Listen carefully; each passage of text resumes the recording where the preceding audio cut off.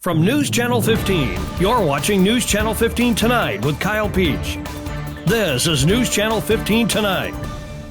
Hi, good evening. Thanks for joining us tonight. I'm Kyle Peach. Here's a look at what's going on. As we told you last night, officials with the Edwards County Senior Citizens Organization are meeting tonight to reconsider their decision to withdraw support for the Grayville Senior Center. WFIW says the Edwards County organization voted unanimously late last month to stop providing meals at Grayville, alleging the center had accumulated significant financial losses. Grayville officials strongly disputed that claim, stating the center had not incurred losses. They had requested access to financial records to verify those allegations. For now, Edwards County officials agreed to continue providing meals to Grayville. That's through tomorrow as they review the matter. Meanwhile, community volunteer Andy Ford has launched a fundraiser to help support the Grayville Center's meal program. And as of Monday, more than $8,000 had been raised. Ford is urging local businesses and residents to contribute to ensure seniors continue to receive the meals during the dispute. A Mount Carmel man is facing a long list of charges after a series of alleged domestic violence incidents. WSJD reports 34-year-old Jeremy Berkla remains at the Wabash County Jail after his arrest last week. Court records suggest Berkla is charged with aggravated domestic battery after allegedly choking his girlfriend during an incident November 23rd. He also faces charges of unlawful restraint for allegedly preventing the woman from leaving the residence and domestic battery for reportedly striking her in the face. Berkla is also charged with interference with the reporting of domestic abuse after he allegedly took her phone to keep her from calling police or medical personnel. Prosecutors have also filed a separate domestic battery charge stemming from an incident on November 21st, along with criminal damage to property charges for allegedly breaking a vehicle window belonging to the victim on November the 10th. Berkla made his first court appearance last Wednesday. A preliminary hearing is set for December 15th. A jury trial is set for February 2nd.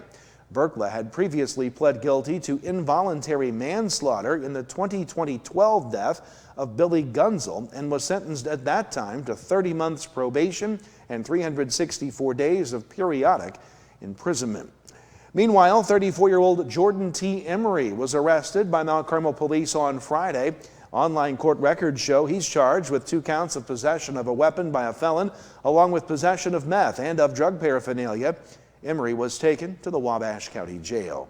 The White County Sheriff's Department reports recent arrests. WRUL says last Thursday, 49-year-old Andrea Siegel of Marion was arrested after a traffic stop on Highway 14. She was found wanted on a warrant for failure to appear on a charge of driving suspended dating back to 2024. She was later released. Last Wednesday, 49-year-old Michael Ellison of North City was served a warrant after he was seen walking into the Carmine Walmart. He's charged with deceptive practice for bad checks and was later released. Also Wednesday, 58-year-old Andy Scarlett was arrested at the Carmine Motel by deputies and a parole agent. Back in 2019, Scarlett had been sentenced to 5 years in prison after an incident in which he was found guilty of aggravated domestic battery.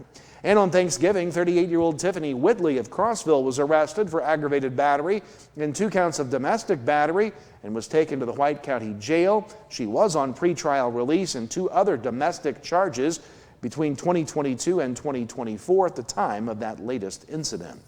Also on Sunday, after responding to a GMC Sierra on its side in a ditch with its passenger window shattered and no driver on scene, crews requested a medic, dispatched a drone, and began searching for the vehicle's owner, 34-year-old Christopher Ramsey of Norris City. Ramsey was found in an unlocked camper on a neighboring property. Officers found him smelling of alcohol, and while inventorying the vehicle, a pistol was found in the glove box and an empty 9mm casing was found on the dash, leading authorities to believe that he shot at the window after the crash.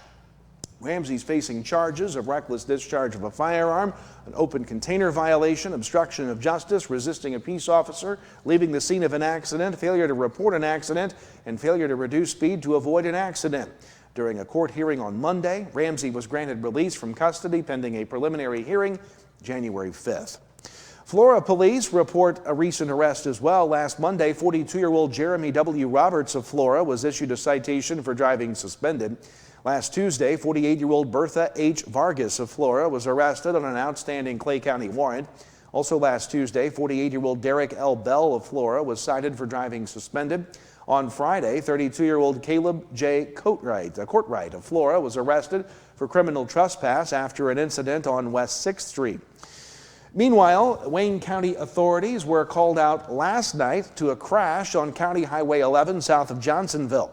WFIW says the reports say a vehicle struck a utility pole, causing the airbags to be deployed. One person was taken to the hospital for evaluation. Meanwhile, overnight, state police were called to the report of a semi striking a guardrail on Interstate 64 west of the Mill Shoals exit. The impact ruptured the truck's diesel tank, causing a fuel leak. No injuries were reported, but one eastbound lane was closed as crews contained and cleaned up that spill. Area law enforcement reminding you to secure your vehicles, especially during the Christmas holiday shopping season. A recent influx of reported thefts from vehicles have been reported in the region. You're encouraged to lock your vehicle, remove keys and key fobs, and not leave them running while unattended. Also, hide or remove valuables from plain sight.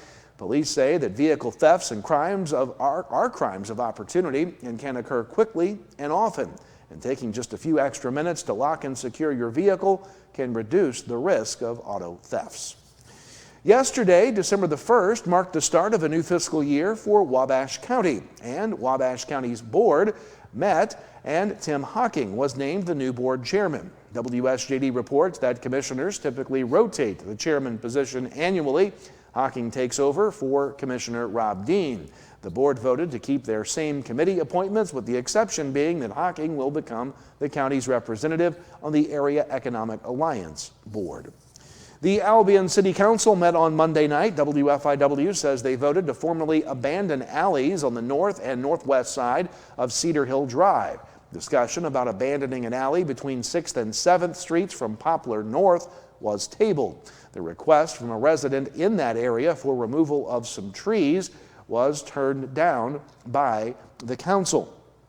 Meanwhile, the board heard from Randy Hallam with Mitchell Insurance, who addressed the board regarding property and casualty insurance, which is set to increase by some 9% since last year. The city's tax levy increasing as well by some 10.77% over the last year as well, due to an increase in the assessed value of property in the area. That's up to $588,900. The council also voted to grant employee Christmas bonuses, $300 given to full-time workers, $150 for part-time workers, and clothing allowances for city workers increased by $50, $300 for city workers, $200 for office workers.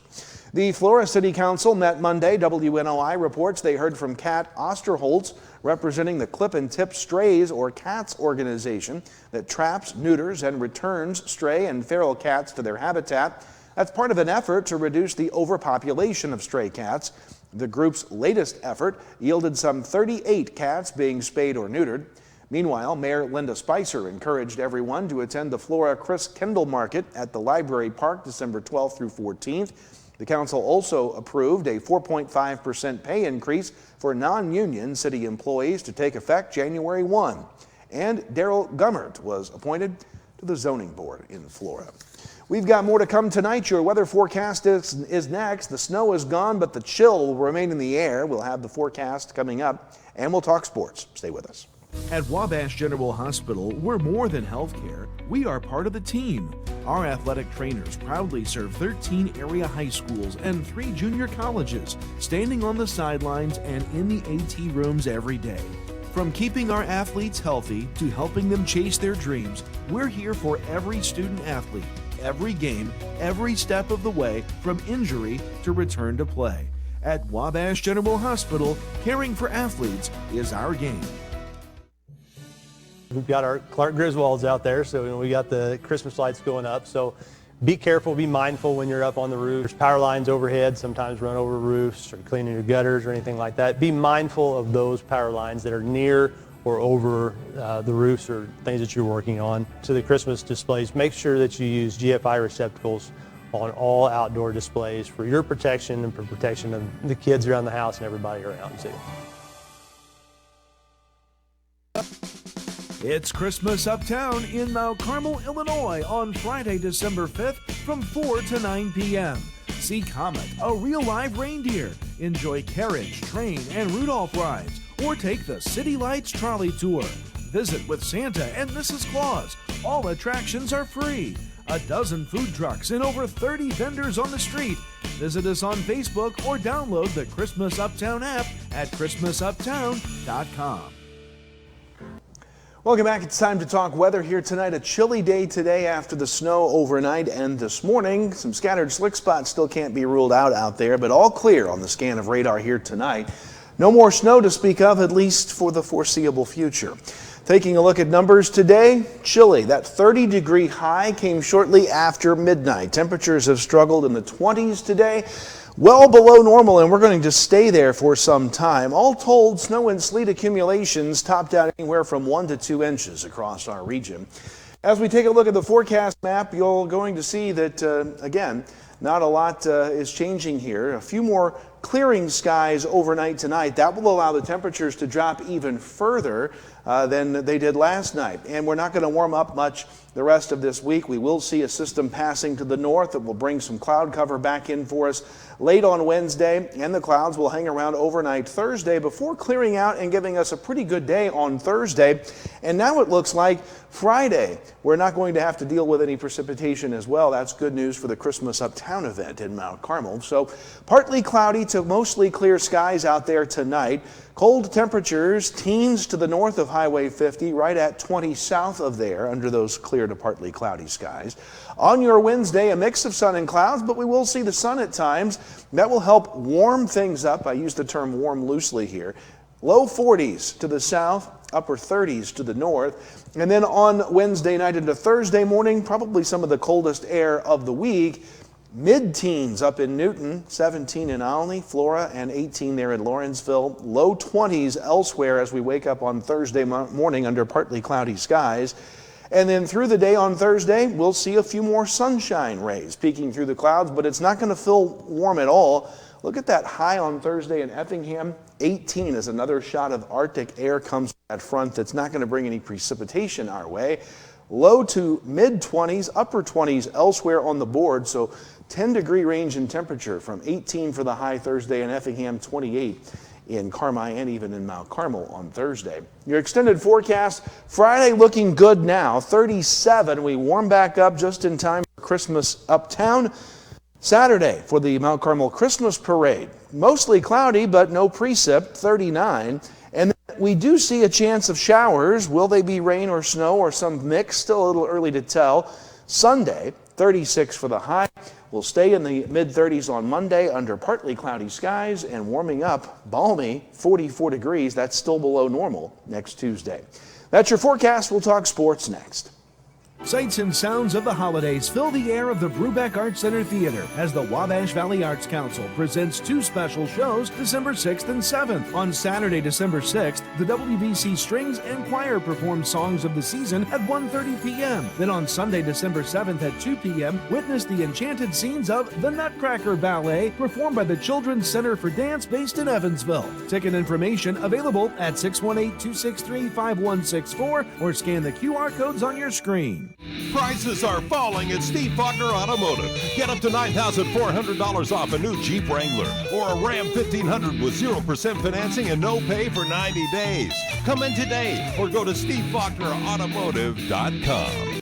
The holidays are a busy time, and keeping track of your spending can be easier than you think. With F&B Mobile Banking, you can monitor your purchases, set spending limits, and receive real-time alerts all from your phone. Whether you're shopping local, traveling, or checking out online, managing your money is simple, secure, and stress-free. Getting started is easy. Download F&B Mobile Banking from the App Store or Google Play, or visit your nearest branch to learn more about staying on budget this season and beyond. Track your holiday spending with F&B and enjoy a little extra peace of mind this holiday season. Remember, Quick check of sports. Last night, boys play. Edwards County beat Gallatin County. Hamilton County beat NCOE. And West Frankfort beat Wayne City. In girls play, Mount Carmel all over Flora. OPH beat Red Hill. And Salem beat Carlisle. See you tomorrow.